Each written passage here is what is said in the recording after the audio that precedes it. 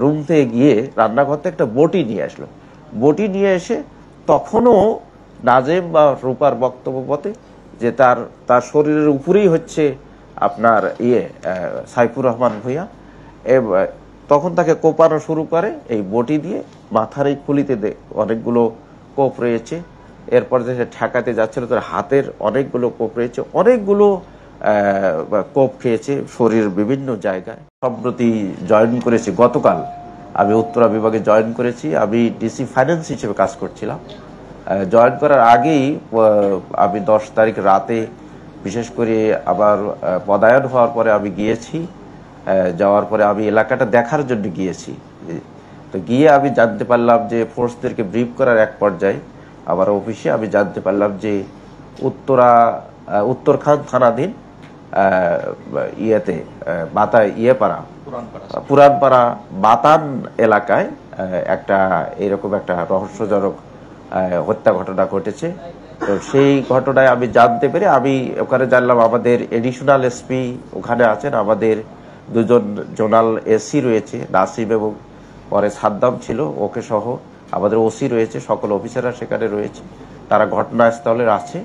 তো তারপরে আমি নিজেও চলে গেলাম। চলে যাওয়ার পরে আমি জানতে পারলাম, আমিও ঘটনাস্থলে গেলাম, দেখলাম যে এই পুরানপাড়া বাতান এলাকায় যারা শাহির শাহনওয়াজের যে একটা 6তলা বিল্ডিং এর 4 তলায়, আমরা জানলাম এটা 6 নম্বর ফ্ল্যাট, এটা ওখানে হাবিবুল্লাহ বাহার ডিগ্রি কলেজের যে সাবেক উপাধ্যক্ষ জনাব সাইফুর রহমান ভূঁইয়া, ওনার এজ হবে 49 বা 50। তো উনি খুন হয়েছেন। ওনাকে আমরা এই বিষয়টা জানতে পেরে দেখলাম যে রুমের মধ্যে রক্ত তখনও বেশ জমাট বাঁধা। আমরা ওখান থেকে আমাদের রক্তমাখা ছুরি, আমাদের টিম রয়েছে, আমাদের সাব ইন্সপেক্টর, ওসি সকলে ওই আমাদের যে বিছানার বেডশিট এগুলো আমরা জব্দ করেছি, জব্দ করে থানায় নিয়ে গিয়েছি। থানায় নিয়ে গিয়ে আমরা এই বিষয়ে এই মামলার রহস্য উদ্ঘাটনের জন্য আমরা একটা টিম ওয়ার্ক করে আমি সহ আমাদের এডিশনাল এসপি, এডিসি, আমাদের 2জন এসি, আমাদের অফিসার ইনচার্জ উত্তরখান থানা, তদন্ত এবং অন্যান্য সাব ইন্সপেক্টর বৃন্দ মিলে আমরা বসে এই বিষয়ে রহস্য উদ্ঘাটনের দ্রুত যাতে এটার ডিটেক্ট করা যায়, তো করার জন্য আমরা সারা রাত ধরে এখানে সিডিআর অ্যানালিসিস করে এবং সিসিটিভি ওই এলাকায় আছে কিনা এগুলো দেখে, এবং যারা সাইফুর রহমানের তখনও তিনি জীবিত ছিলেন, তো যখন তাকে যারা হসপিটাল নিয়ে গিয়েছে তাদেরকে জিজ্ঞাসাবাদ করে, স্থানীয় লোকদের জিজ্ঞাসাবাদ করে আমরা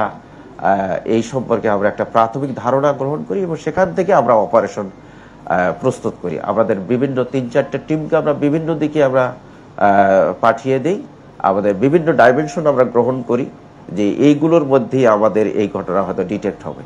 তো আমরা এক পর্যায়ে সফল হই। আমরা জানতে পারি, আমরা একটা টিমের মধ্যে আমরা জানতে পারি যে আমরা 2জনকে আমরা গ্রেপ্তার করি ফরিদপুর থেকে। ফরিদপুর থেকে 2জনকে, স্বামী স্ত্রী 2জনকে গ্রেপ্তার করে আমরা নিয়ে আসার পরে আমরা জিজ্ঞাসাবাদ করে আমরা জানতে পারি যে এদের 2জনের একজনের নাম হচ্ছে নাজেম, তার স্ত্রীর নাম হচ্ছে রূপা। নাজেমের বয়স হবে 21 বছর বা 22 বছর, রূপার বয়স হবে 20-21 বছর। তো তারা 6-7 মাস আগে মোবাইলের এই ফেসবুকের যুগে এই কমিউনিকেশনের মাধ্যমে তাদের সম্পর্ক হয় এবং তারা বিবাহ বন্ধনে আবদ্ধ হয়। তো নাজেমের বাড়ি হচ্ছে নীলফামারীর জলঢাকা, আর তার ওয়াইফ যে রূপার বাড়ি হচ্ছে সালতা, ফরিদপুর। তো এরা যেতে রংপুর থেকে, এরা মূলত রংপুর থেকে আসছে, লালমনি এক্সপ্রেসে এসেছে কমলাপুর রেল স্টেশনের নামে এরা আবার পরবর্তীতে চলে যাবে ফরিদপুরে চলে যাবে। ট্রেনের জন্য তারা ওয়েট করতেছিল 8 নম্বর প্ল্যাটফর্মে। এক পর্যায়ে এই নাজেম তার স্ত্রীর বলল যে আমি নাস্তা নিয়ে আসি, তুমি এখানে ওয়েট করো। ইন দ্য মিন টাইম রূপা কিছুটা ঘুমিয়ে পড়েছে, তার ব্যাগ, তার যে জিনিসপত্র পার্স ছিল এগুলো হারিয়ে যায়। এরপর সেই রূপা তখন একটু সম্বিত ফিরে পেয়ে সে খোঁজাখুঁজি করে দেখে তার ব্যাগ হারিয়ে গেছে, তার পার্স হারিয়ে গেছে। তখন সে আশেপাশের লোকজনকে জিজ্ঞেস করতেছিল। একটা পর্যায়ে আর একটা মহিলা যাচ্ছিল, তাকে সে ডেকেছে। ইন দ্য মিন টাইম ওই এলাকায় সাইফুর রহমান ভূঁইয়া ওই জায়গাটার মধ্যে যাচ্ছিল, সে কাছাকাছি এসে তাকে জিজ্ঞেস করলো যে তুমি কি আমাকে ডেকেছো? তখন রূপা বলেছে যে না, আমি আপনাকে ডাকিনি, আমি ওই মহিলাকে ডেকেছি। তখন বললো যে পাশাপাশি জিজ্ঞেস করেছে যে তোমার কি হয়েছে, তখন বলেছে যে আমার ব্যাগ হারিয়ে গিয়েছে, আমার টাকা পার্স হারিয়ে গেছে, আমার টাকা পয়সা যা ছিল সব হারিয়ে গিয়েছে, আবার আমি ফরিদপুরে যাব, এখন আমি কিভাবে যাব? বলছে তোমার সাথে কি আর কেউ আছে? যে আমার স্বামী আছে, সে রাস্তা আনতে গেছে। তো ইন্দামিটে আরো কথাবার্তা হয়েছে।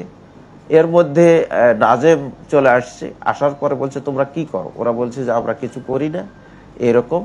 তো আমরা ইয়েতে তো তখন বলেছে যে তোমরা আমার সাথে চলো, আমার 6 তলা বাড়ি রয়েছে, আমার গাড়ি রয়েছে, তুমি ড্রাইভিং শিখবে, শিখে তুমি আমার গাড়ি চালাবে, আর আমার স্ত্রী আছে, ছেলে আবার স্কুলে পড়াশোনা করে, আমার 6 তলা বাড়ি, তুমি বাবার বাসায় কাজ করো। এই কথা বলে ওদেরকে প্রথমে রিক্সায় উঠিয়ে ওখান থেকে তারপরে বাসে নেয়, বাসে নিয়ে উত্তরাগায়, উত্তরার থেকে তাদেরকে অটোতে চলে যায়, এই যে পুরানপাড়া বাতান উত্তরখানের এই বাসায় তারা তোলার পরে দেখে যে লক, ওই চাবি দিয়ে যখন খুলছিল, তখন রূপা জিজ্ঞেস করেছে তাকে যে আপনি তো বললেন আপনার স্ত্রী আছে, তো এখানে আপনার স্ত্রী কোথায়? আপনি তো নিজে আপনার তালাবদ্ধ রুম বাসা। তখন বলেছে যে না, আমার স্ত্রী আর এক বাসায় চলে গেছে, 4-5 দিন পরে আসবে। এরপরে যাই হোক ওরা ভেতরে থাকার পরে এরপর এইটা হচ্ছে আপনার রোজার আগের দিনের কথা, পরের দিন রোজা শুরু হবে।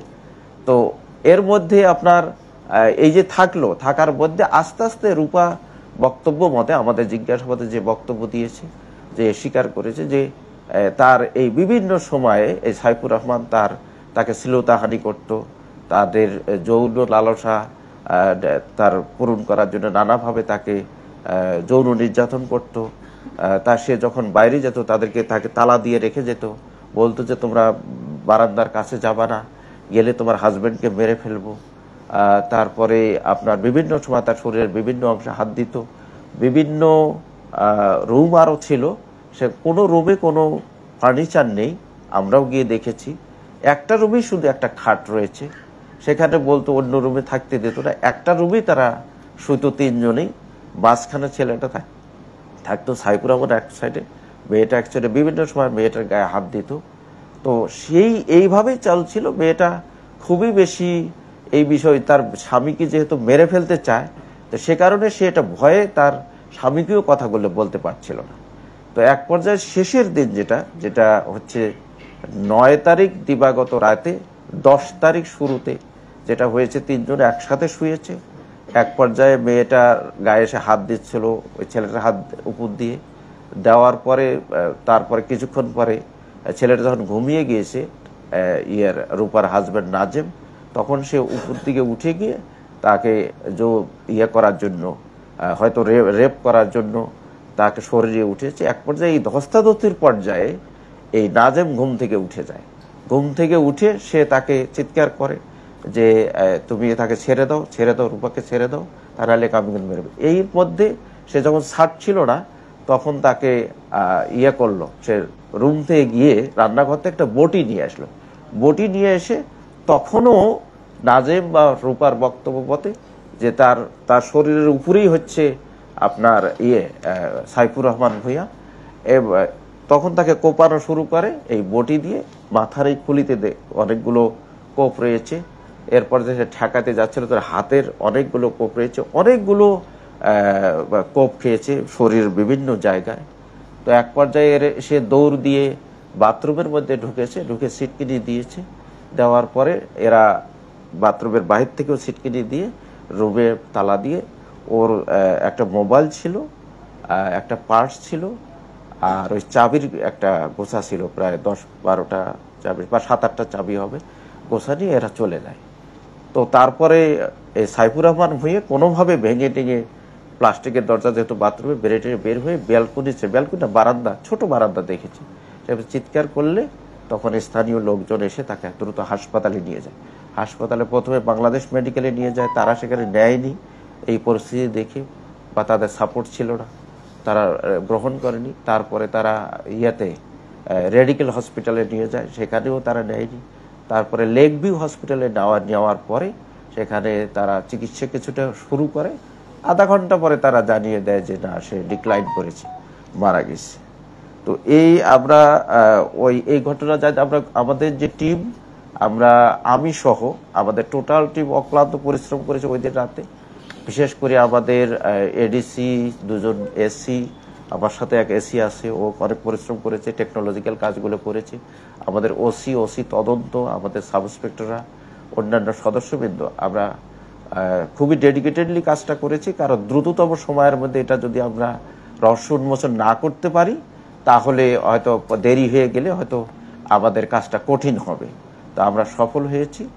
আমরা 2জন আসামিকেই আমরা বিজ্ঞ আদালতে প্রেরণ করেছি। তারা সিআরপিসি 164 ধারায় জবানবন্দি দেবে, স্বীকারোক্তি প্রদান করবে আশা করছি। আমরা বিজ্ঞ আদালতে প্রদান করছি।